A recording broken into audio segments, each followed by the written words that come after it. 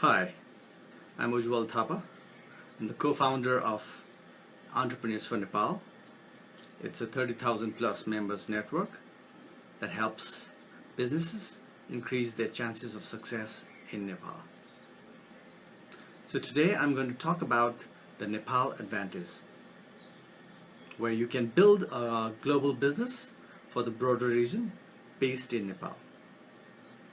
I'm going to convince you why you should invest in Nepal, and here are 11 reasons, quick reasons that I want to point that will help you make a decision.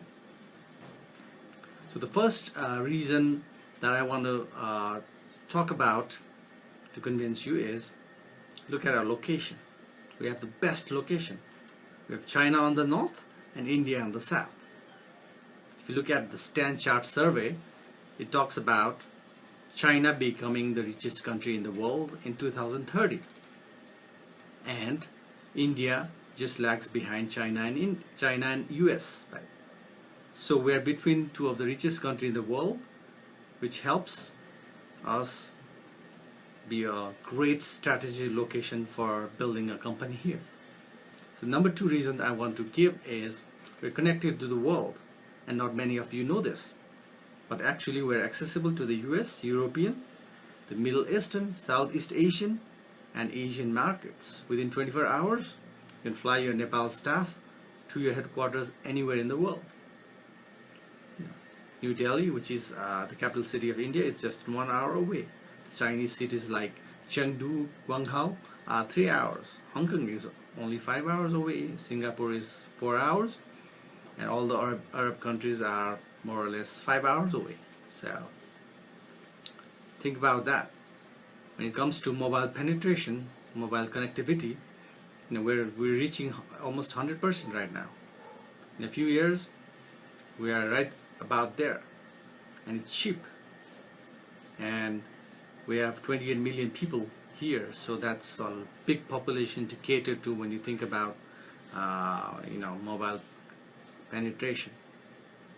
Even social media like Facebook, it has already crossed more than 2 million users. So I believe we're very connected to the world. The third advantage I see is the time zone advantage for US and European countries.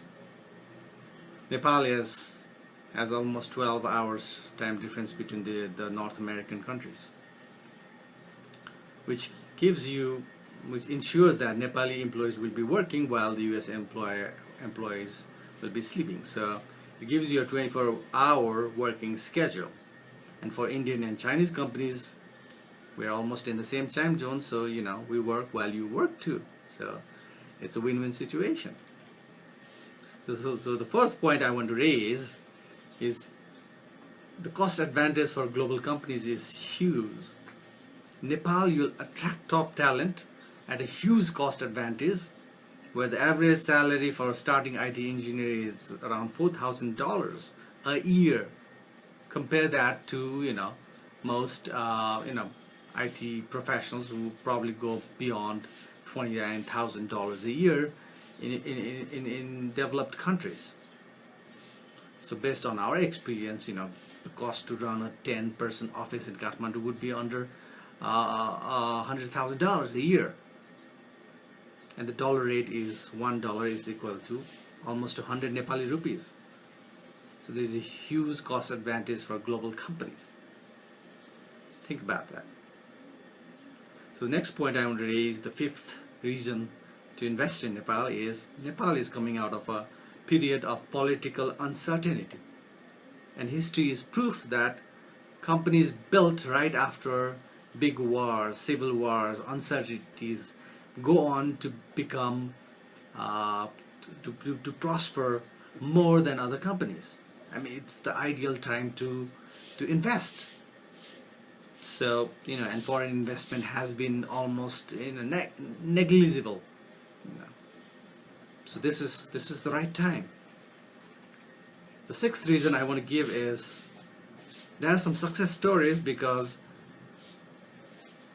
the lack of global companies competing has created a situation that whoever enters will win. For example, if you look at Ansell, which is a company owned by Telia Sonera in Europe, look at how it went from 0 customers to 6 million within 10 years of operations. That's a huge increase. There are other examples like Hotekoshi is a US Nepali investment. There's a Surya Nepal is a UK Indian Nepali collaboration. All have become one of the largest private sector enterprises in Nepal. So think about Varex Health, which is basically a Nasdaq Boston-based healthcare analytic company. There are animation studios like Incessant Rain, which actually works for major television studios or Hollywood, even Hollywood companies. So whoever enters will win. There's such an opportunity here. So the seventh reason I want to give is there is a strong education system that's generating great young talent, because local engineers here are an eclectic mix of global exposures from being educated in Nepal, India, the UK, Australian universities, and major US countries. So the software engineering market is similar to the Eastern Europe. Even non-Fortune 500 companies can become dominant employer in Nepal to attract the best talent and grow. So it can even attract the neighboring North Indian states, which has 300 million people living in it. So it can attract the talent right from there. So the eighth reason I want to give is there's a young and rapidly urbanizing population, which is the fastest in South Asia. That gives you the talent you seek. Because think about it, there's 18 million Nepalese who are between the age of 15 to 64, and the literacy rate is almost 80% now, probably more. So young Nepali labor is driving growth in the Middle East, in Korea, in Malaysia. So I believe that you can tap into this urban population that's also becoming a very consumer-driven society, which is demanding high-quality global goods and services right here. All right. So the ninth reason I want to give is there is high-quality talent